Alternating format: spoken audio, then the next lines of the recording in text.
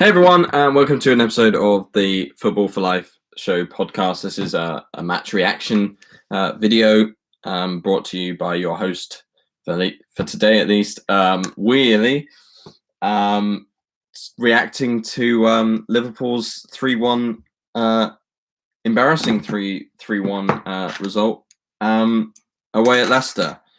In a unusual I'm in a bit of a different change of I'm in a bit of a change of scenery, which is a new one for me. I figured that the bedroom that I usually stream out of was a bit too dark. The lights have been playing up, so I've come and I'm using my father's office, and there's quite a fetching yellow sun behind me. Well, where to begin? That was appalling.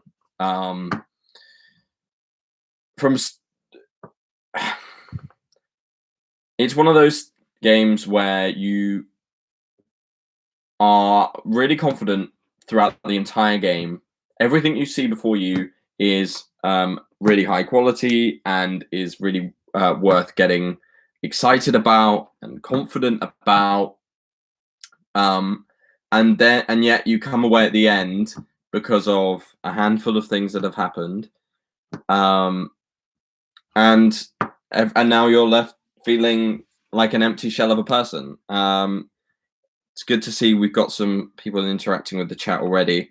Between Alisson, VAR, and Kabak, no fans. We were bad in the last 10 minutes. Yeah, I can't disagree with that at all, really.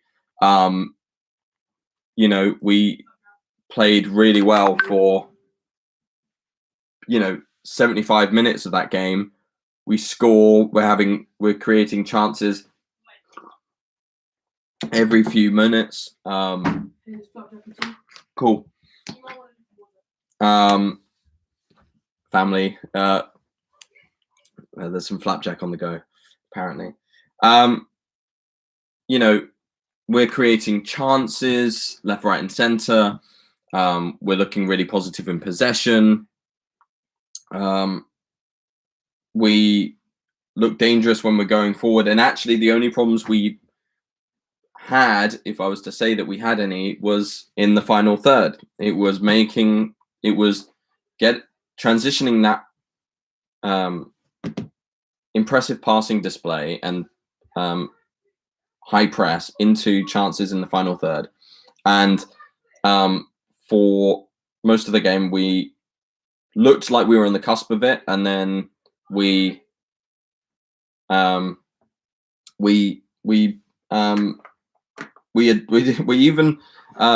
took advantage of it. And Vardy had a few chances in that first half, and you think, oh, have we got away with it here? Vardy hits the post twice. Alisson makes a number of really great saves throughout the game, particularly in that first half.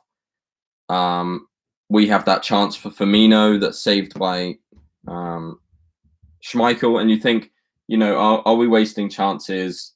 Is Vardy going to come back and hurt us at some point? Because they were getting chances on the break with Harvey Barnes and Vardy, but we were keeping things to a minimum, really. We weren't allowing them to have too many chances, and they were getting chances when we were really stretched. And so up until 75 minutes, I was really happy. I was sat there, I had food in my hand, I had a nice cup of tea, watched Bobby combine with Mo with a lovely back heel pass, flick, whatever you like, to Salah, and him to put that goal away with with very little backlift, first time contact with the ball. That's a supremely impressive goal, and that takes Salah up to 23 for the season in the league. And Salah, even though we're having a crushingly bad season now, there is a lot of really important things to take away in the fact that Mo could still, he is scoring consistently enough that whilst we're shipping goals, he could still get 30 goals this season. But enough of that, because that's the thing about these results. When you have everything fall away as it did, and Mr. G in the chat makes this point exactly. He says between VAR, Allison, and Kabak, and having no fans, we were bad in bad in the last 10 minutes, and we were. Liverpool have found new ways to hurt us again.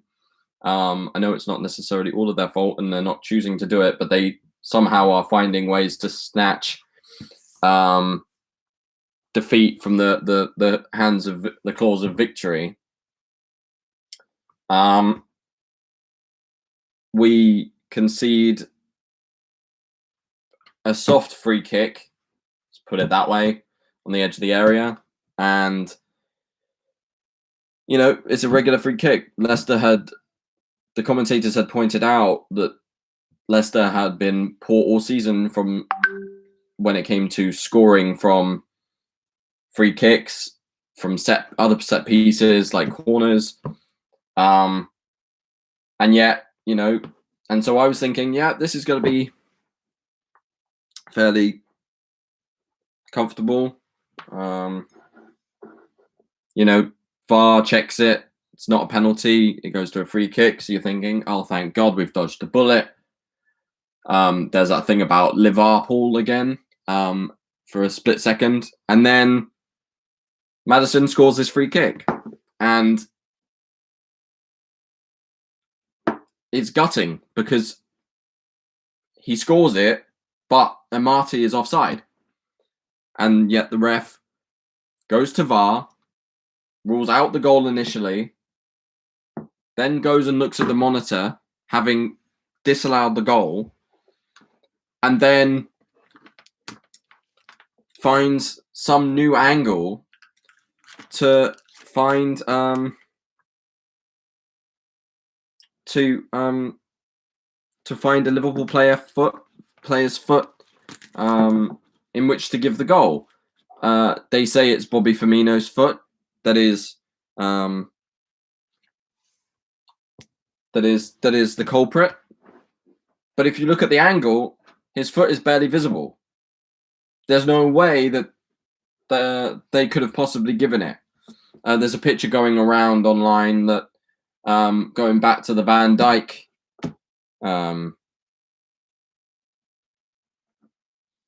on Twitter, where it's like a side by side, and the thing about the Van Dijk injury is the referee claimed that he couldn't do anything about it because VVD was offside.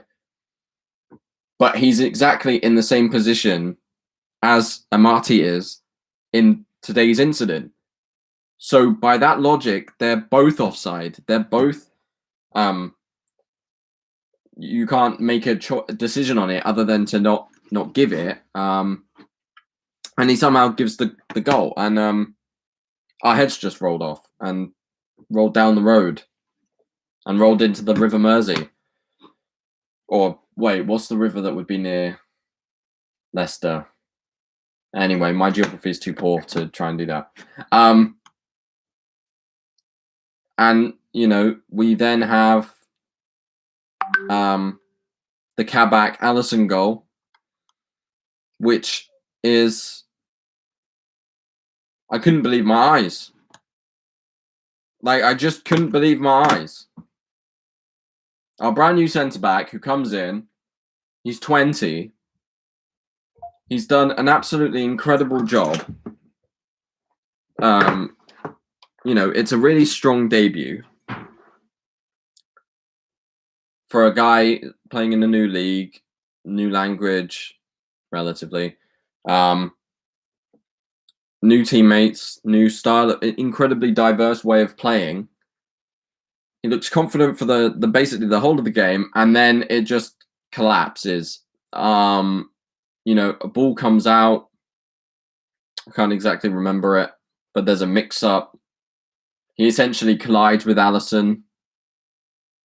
And there are questions over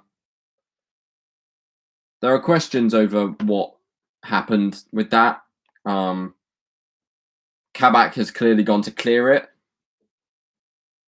Now, if Alisson hasn't shouted for that, then that's on Alisson, and that is a goalkeeping mistake. Because Kabak's having to clear it because he's got no forewarning. But if he has, and Kabak hasn't got out the way, then that's on our new signing. And that is gutting, and I hope he can get his head up from that and move forward. And yeah, and then the Harvey Barnes goal, the third goal, we've clearly gone for a really, really high press right at the end. We've overstretched ourselves trying to get an equaliser, and we've left too much room at the back. And with Barnes and his speed, not many are going to catch him there. And he is a good finisher, so he put it away. And it just continues this form that we're having of just luck not going our way, decisions, individual errors, more injuries. I mean, Milner's got injured today. He only survived 15 minutes of that game. It sounds like we're making excuses, but these are actual contributing factors, and this is one of these results that, because we took the lead and we were so close from victory, and what would have been an absolutely incredible win, a win against the odds, a win with a newly constructed team, our 17th different defensive partnership at the back. It would have been a really good rallying call to move forward for the rest of the season. And instead, it feels like we've fallen deeper into the mire. And the pain and the darkness is a little bit deeper than it was. And I think what we're experiencing, particularly as Liverpool fans, is this accumulating reality, which is that it's not like we're just having one game when this is happening. It's like a new set of challenges faces us every single game and finds a new way, and is contrived to find new ways to end up robbing a result from us, whether that be from our own lack of impetus or from just genuinely things that we cannot control, such as injuries, bad decisions, bad reffing, or good opposition play. It just doesn't feel like there's a way out at the moment. I think there will be, and I don't think people should be calling for the manager's head in particular. Mr. G again says there are some people on our WhatsApp chat saying that are entertaining Klopp out. Yeah, no. I mean, and replace him with who? Is the question I would ask those fans, members of the footballing community that asked that question. Who are you going to get? Klopp has done an unbelievable job over the last 5 years to take us as a club from no success and one or two good players, but largely players that you should have sold, a very small budget, very little European exposure, and in 5 seasons he's taken us to winning the league, winning the Champions League, winning the Club World Cup, winning the league by miles, breaking all these records and creating one of the best Liverpool teams of all time. There's no manager that you can get out now, either buying them out of their contract or finding them on the street corner somewhere, that would come in and be able to do a better job than Klopp is with his wealth of experience, his charisma, and his willingness to make decisions to try and put together a team that will be really impressive to watch. You can't find someone that can do all of that. There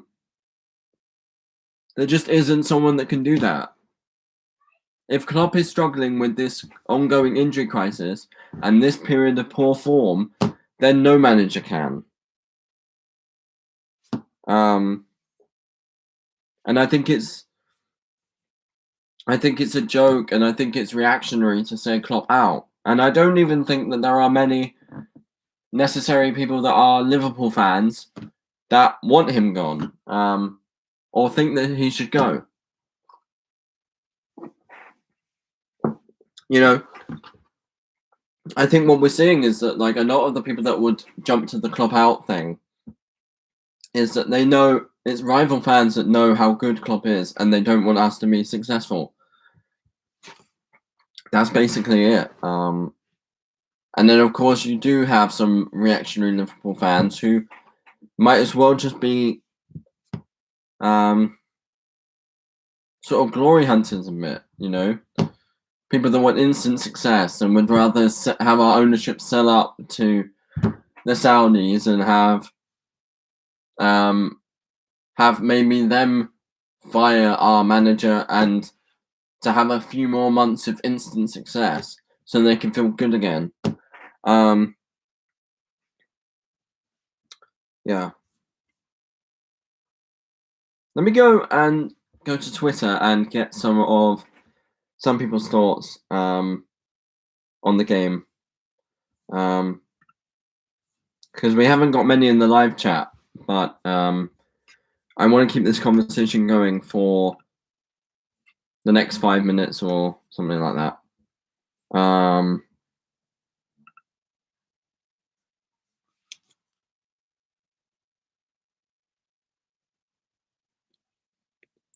So now, yeah, so I'm just checking the table actually, and so Man City are in first with 50 points. Leicester in second with 46. Man United with 45. And Liverpool in fourth with 40. We're 6 points off Leicester after that. And given that Chelsea, West Ham,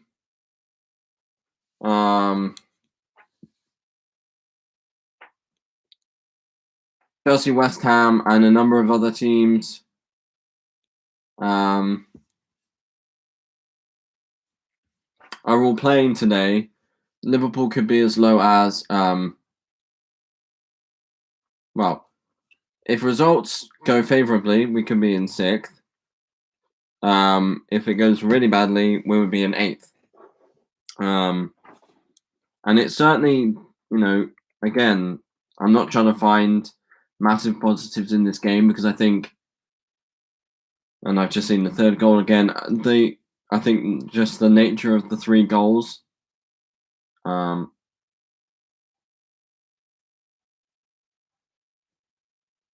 just undoes everything else that we've seen or saw in that game. Even though I do think we looked really impressive defensively. I think we attacked really well. We kept possession really well, except for that last 10 minutes where we conceded 3 in 8 or 9 minutes or something. Let me get people's thoughts here.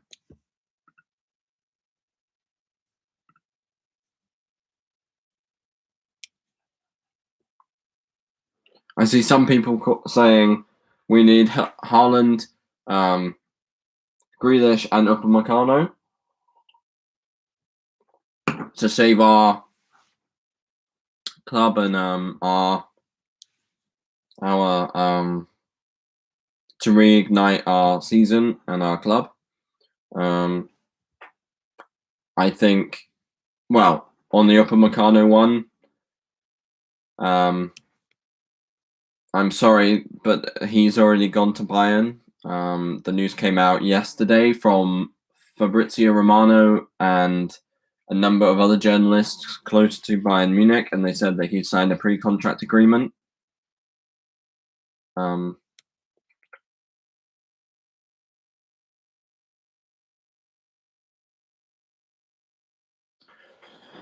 Haaland would be great.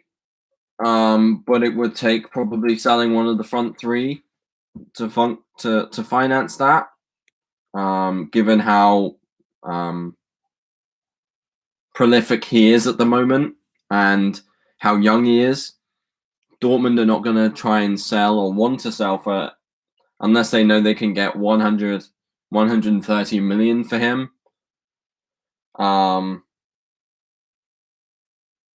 Same with Grealish.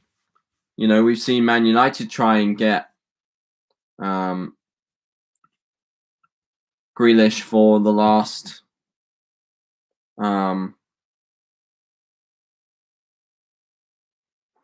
we've seen Man United try and get Grealish, and Aston Villa have wanted 70, 80 million or more for him. And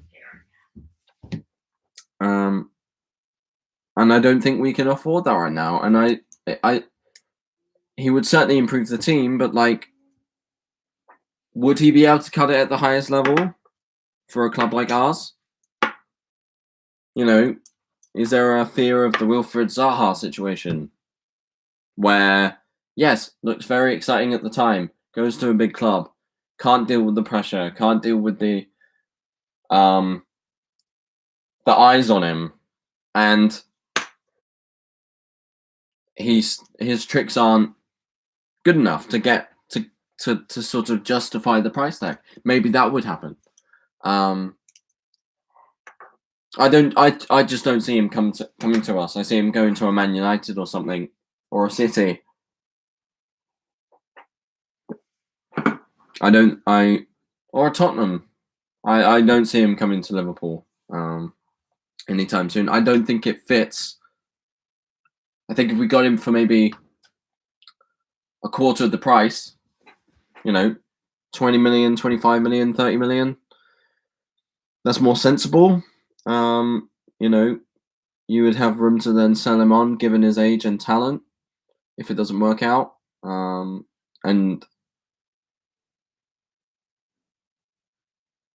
90 million, 100 million, 80 million for Grealish is not worth it, quite honestly.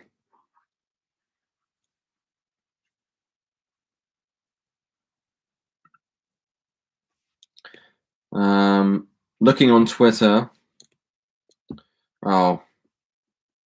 TalkSport can get stuffed.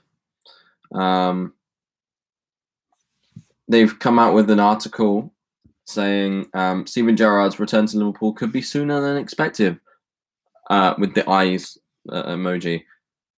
And I think the best way to respond to that is from Obitrice, at Obitrice RNNG. He says, "You can F off with that chat right now. If Klopp even consider letting Klopp go or sacking him, they deserve to go down and plummet to the bottom of the football leagues." And again, I agree. Mr. G in the chat has said, we're not a soulless club, and that's exactly it. If we got rid of Klopp now, just after losing his mother, in probably the middle of the worst injury crisis the club's ever seen, it would show us that we really don't have a soul, and that we would exchange long-term, that we would risk having long-term gains for short-term nice feelings and niceties. Yeah.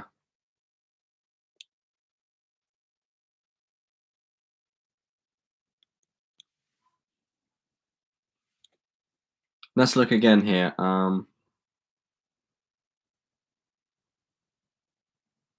Yeah. I think there's a lot of discourse around Alisson lately. And after the City game, yes, there would be. I've never seen a goalkeeper have that worse of a display. In contrast to how good they usually are.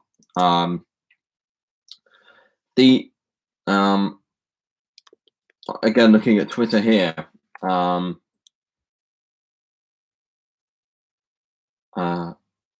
LSC Transfer Room, about talking about Alisson Becker. List of LSC appearances: 113. Clean sheets: 51.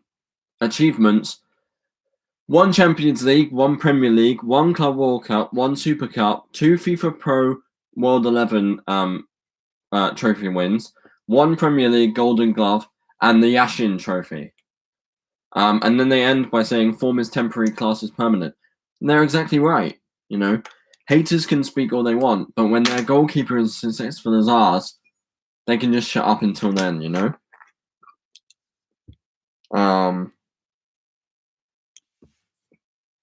Fun to see. A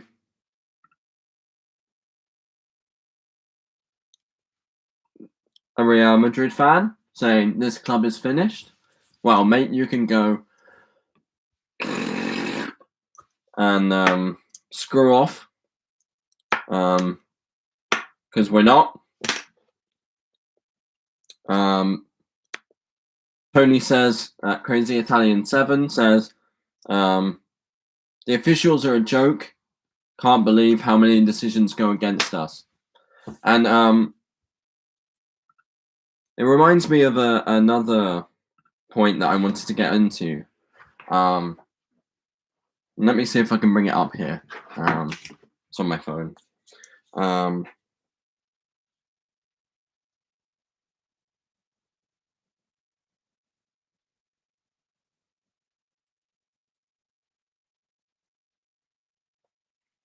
So I'm in a friend's sort of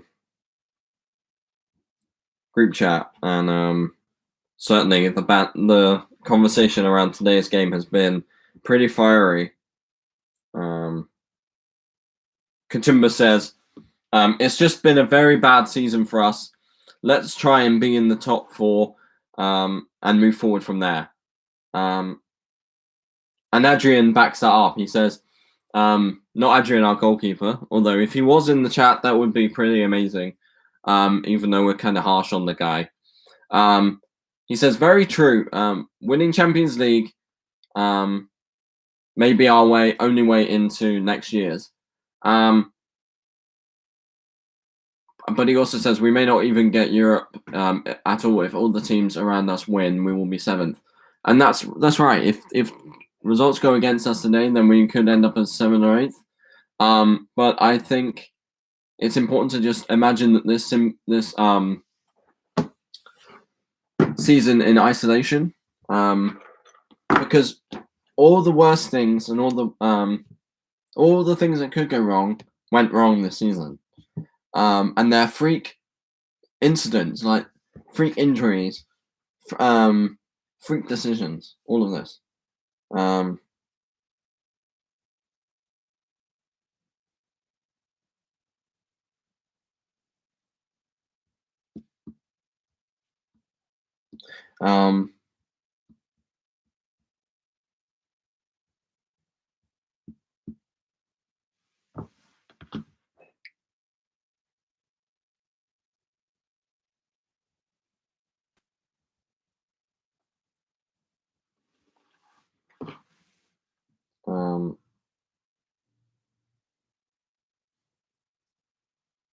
I think, I know certainly after the game ended, my immediate feelings were the concerns about the mentality of the team. I don't think it's unsalvageable, but I think it's really concerning that, we used to be able to concede at times, but we knew we could always get back into the game and smile to ourselves, and then we'd go on and score, and go on to win, some way or another. But now we seem to just concede 1 goal and everything becomes a bit brittle, fragile, and unsustainable. I was thinking that, I on a personal thing, always try and remain positive. But the lockdowns and the lack of fans and the poor results are just getting a bit too much, I think, for us, specifically those that follow Liverpool and football widely as sort of a religion. I think it gives us a sense of solace, and I think when everything's out of balance, everything just feels really weird and really depressing. And I think for the team, it also feels the same. I think for the players, the poor ref decisions combined with the injuries have created a scenario where the accumulation of problems and things has permanently damaged our confidence. If you have consistency in free kicks, pens, fouls, the players understand that some of those will eventually go our way. But right now, it seems like there's sort of no way of getting out of that mentality. And Klopp's got to find one. And I think if we back him, he will find us a way out. And that's why I'm talking about acknowledging this season in terms of one in isolation. But at the same time, I think, the players feel trapped by the fact that there's not many signs of positivity. I saw this thing on Twitter earlier, and I'm not one for conspiracy theories. But it does feel so almost like too freakish a season to not rule it, to not allow your head to go this way a little bit. This one guy said, "I'm convinced now more than ever that there is an agenda against us by the officials. Taylor giving free kicks to Barnes for every tackle, yellow cards to our players for nothing tackles. Atwell determined to give Leicester something, couldn't give a pen for game offside goal." And it is interesting, isn't it?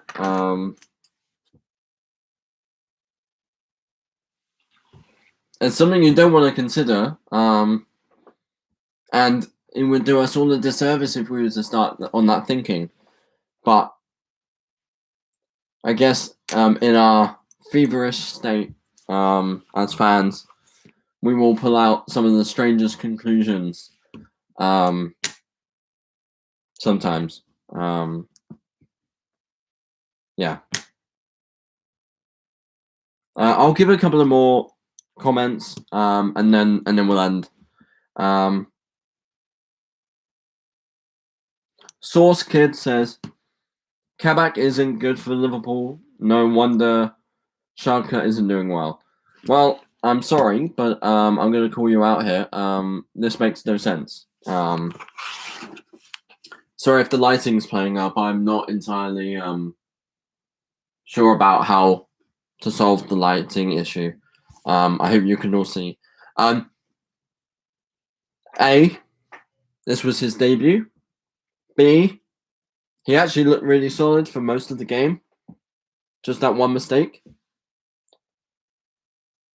And 3, Schalke have been having problems for years and are suffering from financial difficulties, the fact that the entire team is crap and can't score, and Kabak wasn't necessarily the worst part of that. He just happened to be in the team. And I don't understand how you can make that judgment after one game and after 15 minutes of errors.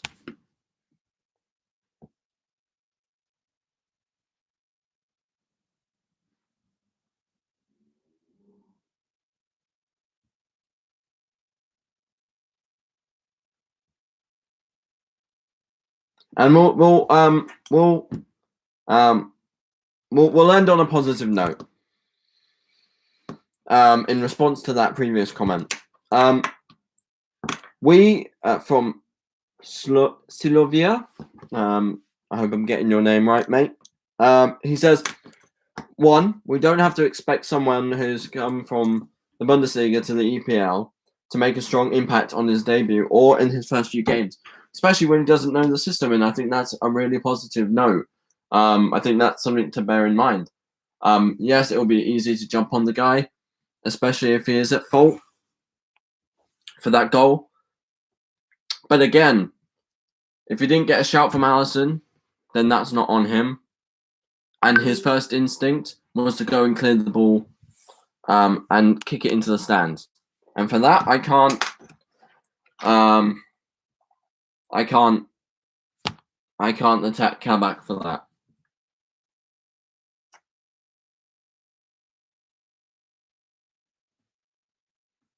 Um,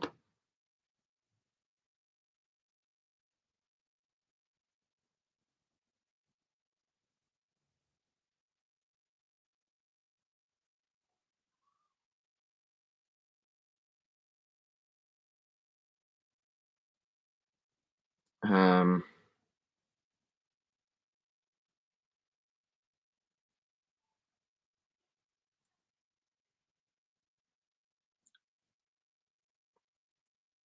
I think it's just one of those things. You know, this period is just really painful, and it's gonna sting, and we're gonna get bantered, and the accumulative nature of these defeats and draws and stuff is gonna get bigger, and we're gonna get comments from so-called defensive experts on Twitter and in various group chats because, you know, for some reason we have superior insight into the game. I'm being sarcastic, of course, because we watch from home and we can see all these different angles. But look,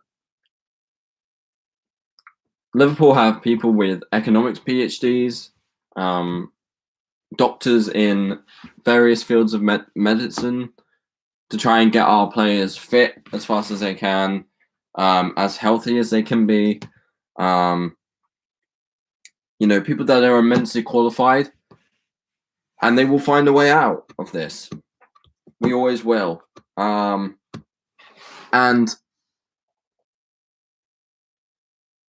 remember, just think, right? And this is what I'm going to end on. Just think. 5 years ago, we had Brendan Rodgers as our manager. 5.5 or 6 years ago, before then, we had Roy Hodgson as our manager. And we were having Jay Spearing come in, and I think it was Charlie Adam and Stuart Downing at the club, and they were considered some of our best players. And it felt like a long, long time would pass before we got any sort of joy, any sort of trophy wins, any sort of really world-class player back into the team. We had a retiring Steven Gerrard, and all hope felt like it was lost. And yet, you know, we were in an immensely dark period. But we found ways to get through it, and we found ways to keep our chins up and be positive about what was happening, and think, you know, we love our club desperately. And sure enough, we had the blessing that is Jurgen Klopp. And suddenly the lights shone through the clouds again. And I think it feels dark now, but we will get back into that sunlight again. Wow,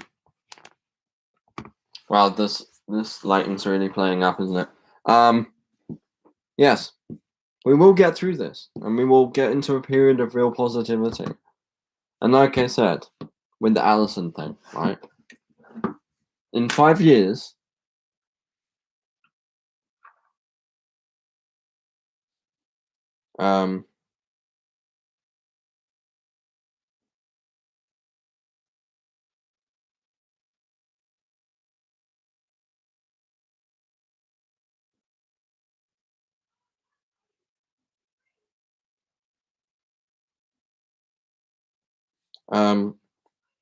let me see if I can find that tweet again.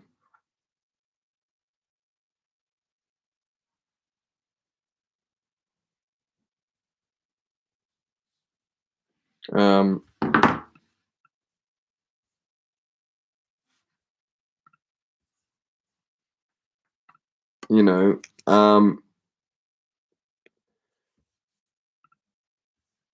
this was about Alison Becker, remember?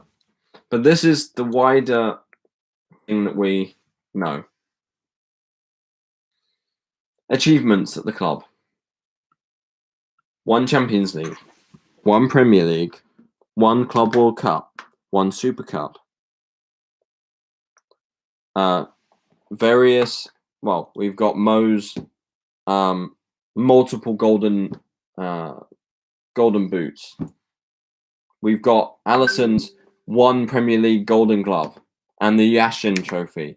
We have 2 FIFA Pro World 11 wins for Alisson. We have the fact that we won the league last year by 27 points for the first time after 30 years. Form is temporary. And guys, class is permanent. And we will get through this. And I think that is going to be the point in which I sign off. Hope you all have a wonderful evening. Hope you all have a wonderful weekend. Thank you for joining me. Let's hope that the results don't totally fuck us. But we will get through this. This season is basically a write-off. But we will find a way, and we can still salvage things. We can still get top 4. We can still put some good results together at a later date, and we can get our players back healthy and fit. And then we can go again for the title next season. But yeah, peace out, everyone. Take care.